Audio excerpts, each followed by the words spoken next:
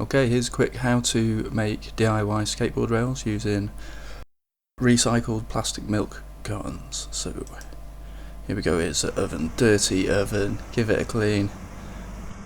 In the oven we've got these bits of plastic here, chopped up. I've not chopped these up super fine, just to get the flat sheets off the cartons really.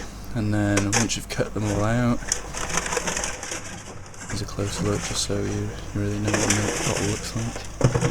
See little sheets like that, I don't know how wide, like 3-4 inches wide, 6-7 inches long or something. Just get a good sharp pair of scissors, give them a good snip. Bosh. So back to the dirty oven, let's open up, see what's inside. I've got a sheet of greaseproof paper here and just laid all the little bits out there. Not letting you look for long there. And where are we going now? Oh yeah, there's a non-stick paper. Bako foil, good quality brand there. And a bit of a, there you go, milk bottle. That's what a milk bottle looks like.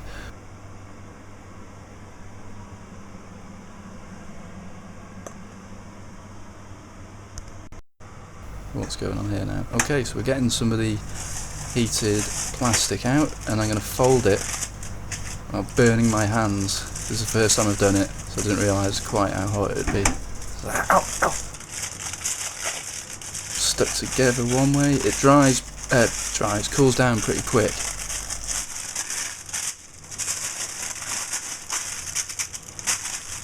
And stamp on it. Don't mess about, because air bubbles are kind of your worst enemy here. You do not want air bubbles because obviously they're going to make it a bit weaker. Try and fold it again. Ow, ow, no, too hot. Stamp on it again. And again. Yeah, we're not playing. Here we go. How's that look? White. Okay, stamp it again. In it goes. Back in the oven for a bit more of a cook. So for one rail, I think that was maybe 2.5 cartons. So you're going to get 2 rails out of 5 milk cartons. You might not go through that many yourself, but I've got 4 kids, so we go through a lot of milk. Alright, so fold it. It was absolutely roasting it, so I've got a tea towel. And then you kind of squish it together as well as you can. Ouch. And then once you sort of half get it folded, get that foot on it again, give it a good stamp. There it is, no.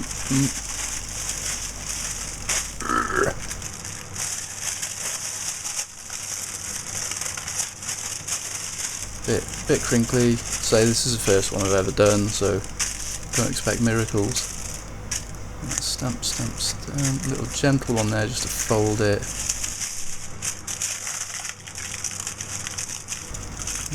Stamp that rail. There we go. So it's starting to look a little bit more like a plastic rail here now. Fiddling about, and I'll be putting it back in the oven any second now. Oh no, I won't.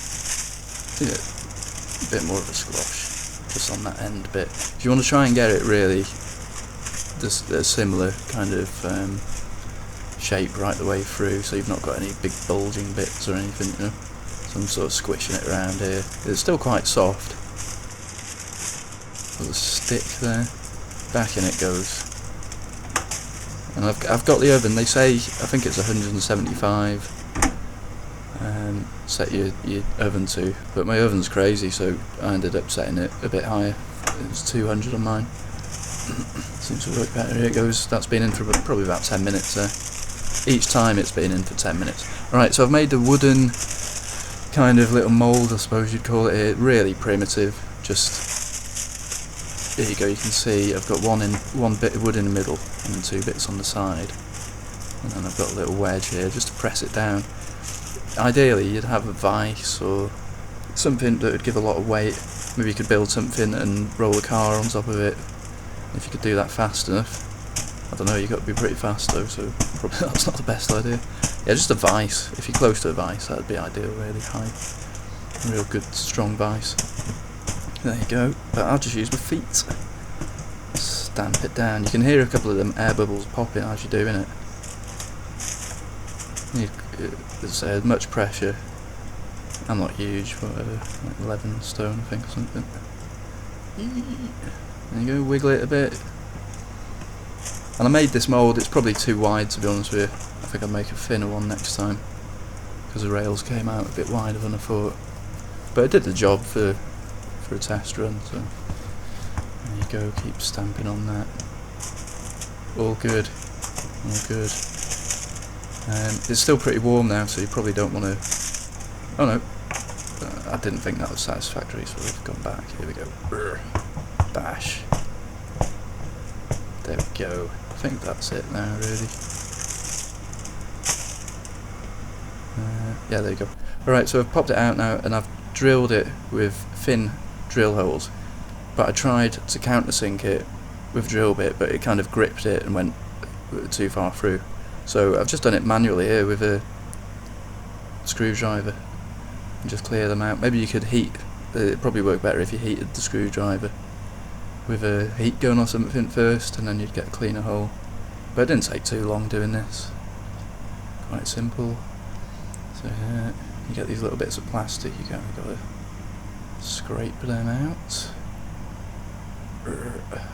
So you get the impression. And there you go.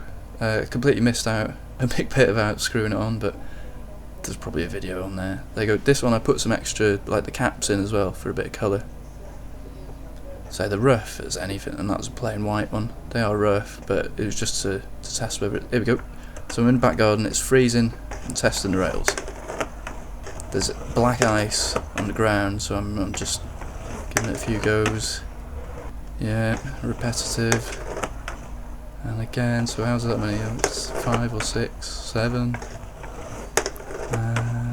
8. So I did a load more than this, but obviously probably 8 crappy little board slides is enough for anybody. Right, so there you go, and that's how they looked afterwards. So they slid super good actually, really good. I don't know, they're not going to be as tough as a proper rail, but what do you expect? It's free. It's free. It's just a few old milk cartons. There you go.